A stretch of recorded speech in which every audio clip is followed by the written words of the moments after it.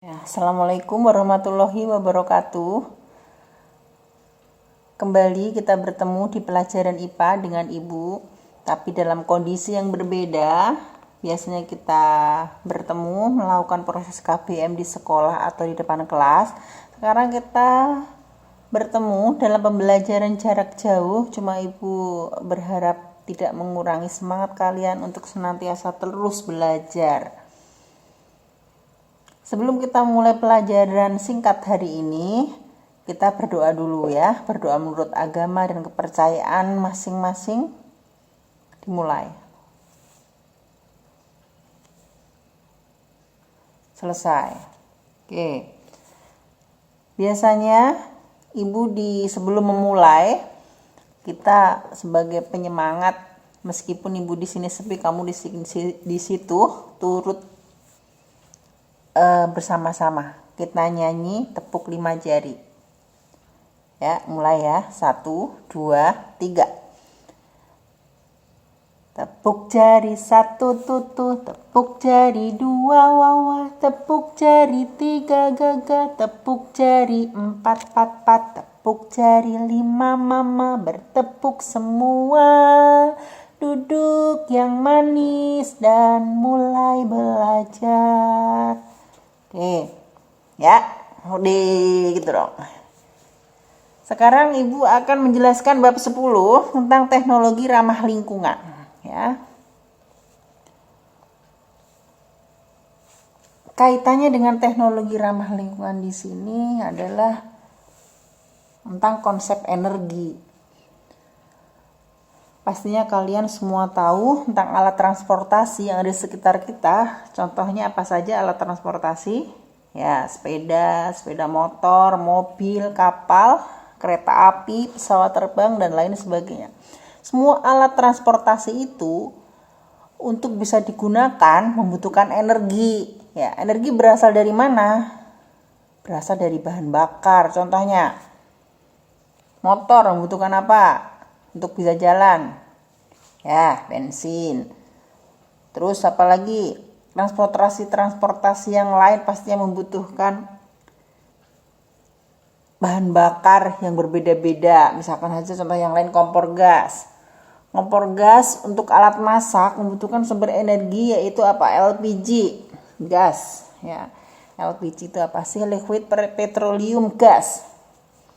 Nah, bahan bakar seperti bensin, LPG, batu bara, dan minyak bumi itu merupakan bahan bakar fosil.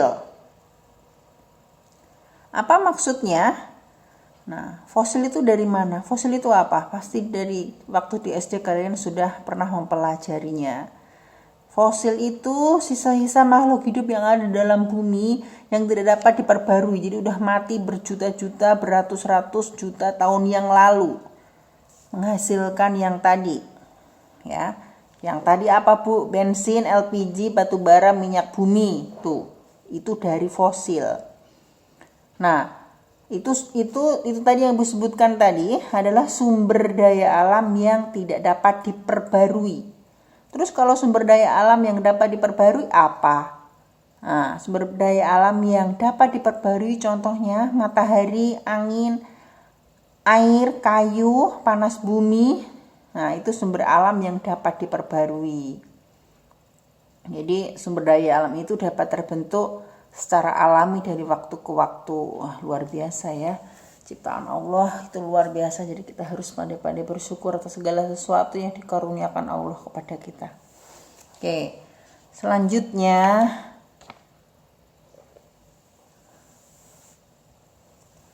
kita ke yang pertama, prinsip teknologi ramah lingkungan.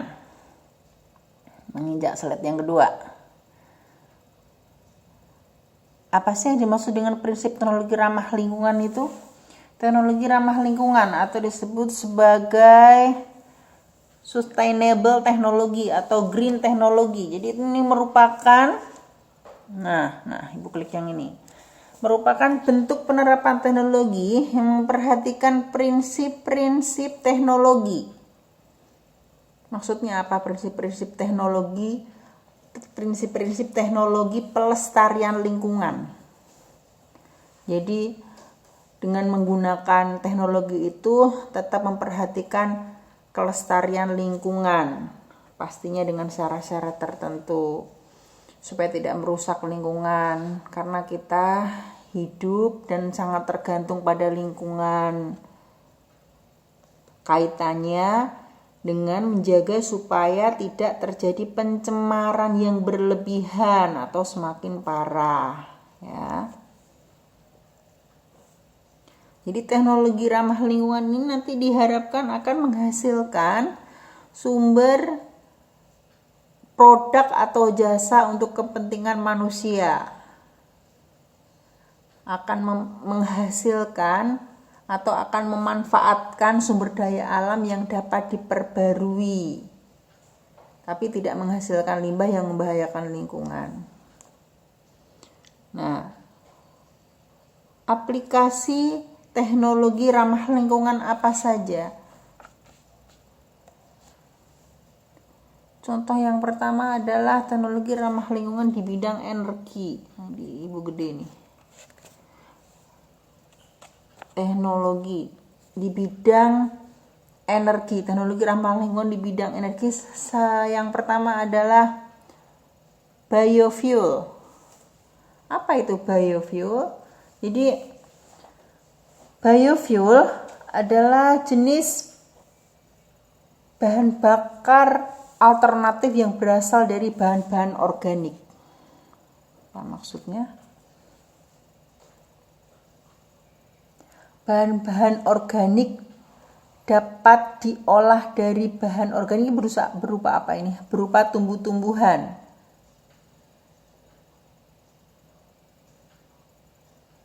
Jadi terus apa bedanya biofuel dengan bahan bakar fosil? Kedua-duanya memang sama berasal dari bahan-bahan organik, tetapi biofuel itu dapat diolah langsung dari bahan organik, contohnya tumbuh-tumbuhan. Sedangkan bahan bakar fosil itu berasal dari hewan tumbuhan yang telah mati selama berjuta-juta tahun yang lalu. Tadi apa bedanya? Jadi kalau biofuel itu berasal dari bahan organik tumbuh-tumbuhan yang bisa diolah langsung. Tapi kalau bahan bakar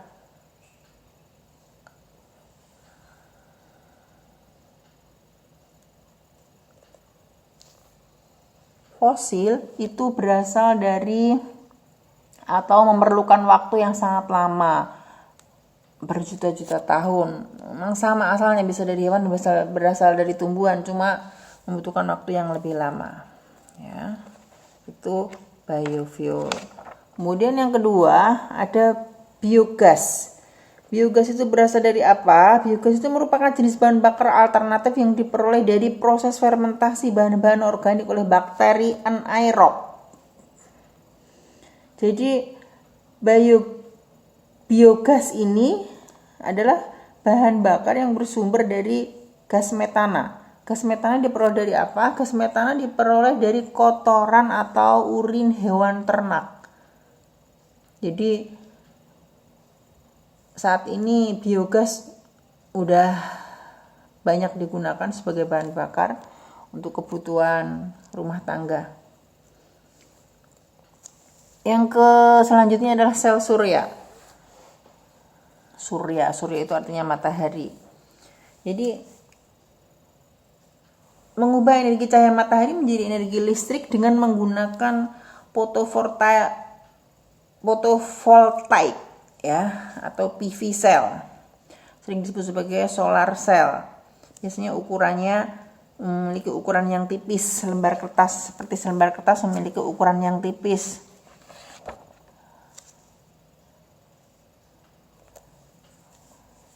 Tapi penerapannya di Indonesia terutama belum begitu familiar. Kenapa? Karena harganya mahal, masih tinggi cost-nya.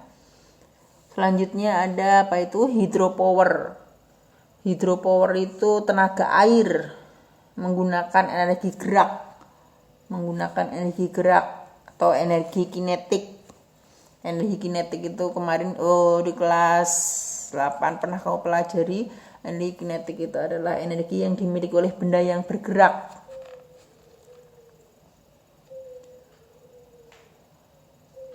Biasanya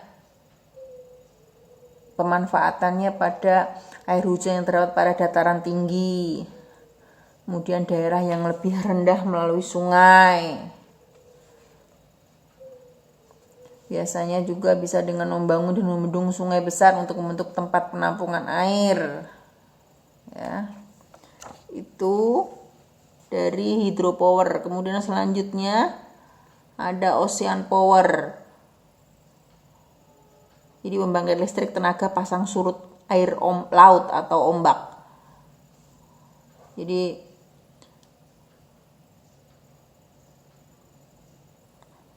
dia memakai pasang surut air ombak. Apa ini? Wind power. Tenaga angin. Angin tersebut biasanya ditangkap oleh turbin, jadi pakai turbin-turbin. Dapat diubah menjadi energi listrik. Kemudian geotermal. Panas bumi yang tersimpan di dalam tanah lapisan dasar bumi atau cairan dalam kerak bumi. Kemudian ada fuel cell, energi yang menjaga keberlangsungan hidup di bumi. Kemudian ada hydrogen power. Kemudian di bidang transportasi ada kendaraan hidrogen, mobil surya dan mobil listrik. Ya. Mobil surya pastinya yang berasal dari yang memakai cahaya matahari sebagai penggeraknya. Mobil listrik pastinya yang pakai tenaga listrik. Sekarang udah banyak motor-motor listrik, mobil listrik juga udah banyak. Kalau hidrogen itu merupakan kendaraan yang menggunakan hidrogen sebagai bahan bakar penggerak mesinnya. Jadi di dalam kendaraan ini terpasang alat yang mampu mengubah energi kimia dari hidrogen menjadi energi mekanik. Selanjutnya di bidang lingkungan. Di bidang lingkungan ada biopori. Ya, ada biopori, fitoremediasi, composting toilet, dan water purification. Biopori itu dikenal dengan istilah teknologi lubang resapan. Ada di bidang industri biopulping dan biobag. Kemudian di bidang pertanian ada bioinsektisida, biofungisida, dan bioherbisida. Selanjutnya, ini perilaku hemat energi dalam kehidupan sehari-hari. Yang pertama, membudayakan bersepeda atau jalan kaki untuk melakukan kegiatan sehari-hari. Nah, ini nih yang susah. Yang ini nih yang susah ya. Jadi kadang orang bersepeda atau jalan kaki malu. Padahal itu baik untuk kesehatan, baik untuk lingkungan. Yang kedua, mematikan kendaraan jika tidak digunakan. Kendaraan jika tidak digunakan, dipanaskan seperlunya saja. Menggunakan pompa air listrik dalam sekali waktu untuk memenuhi bak mandi dan tempat penampungan air. Jadi kalau nyalain air itu sekalian. Jangan-jangan sebentar-sebentar nyalain. Kemudian yang kedua, menggunakan air secukupnya saat mandi dan mencuci. Paham nih ya. Mematikan lampu jika tidak diperlukan. Lampu tidak terpakai, dimatikan. Membuat jadwal mencuci dan menyetrika pakaian secara teratur. Jangan usahakan ketika menggosok atau menyetrika baju itu setiap hari. Mau sekolah baru disetrika. Nah itu berarti kan membutuhkan waktu. Setrikanya saja membutuhkan waktu untuk memanaskan. Nah itu butuh energi yang lebih besar. Kalau sekalian kan lebih hemat. Menghindari kemacetan. Nah, susah nih menghindari kemacetan. Karena bagaimanapun juga ketika macet kendaraan tetap membuang bahan bakar. Memilih peralatan rumah tangga yang hemat energi.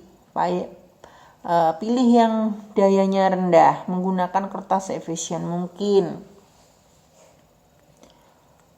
Pakai kertas seefisien mungkin.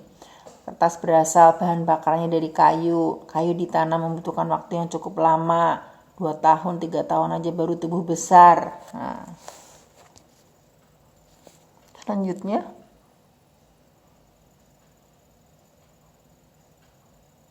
Nah, ini teknologi tidak ramah lingkungan. Yang tadi teknologi pengolahan minyak bumi, teknologi yang berhubungan dengan pengolahan dengan penggunaan batu bara, teknologi yang berhubungan pemanfaatan bahan bakar fosil, dan teknologi yang memanfaatkan bahan kimia.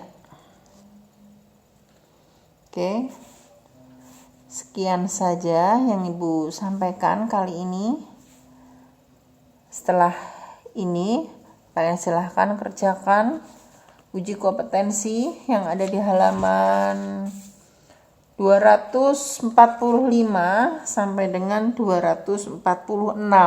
PG-nya saja seperti biasa, ditulis jawabannya dan ditulis pertanyaannya dan langsung jawabannya. Ya, halaman 245 sampai 246 kalian tulis di buku tulis ya. Nanti jawabannya Ibu bahas lewat video juga. Jawaban dari uji kompetensi halaman 245. Ya, terima kasih untuk pembelajaran kali ini. Semoga bermanfaat. Tetap semangat ya. Assalamualaikum warahmatullahi wabarakatuh.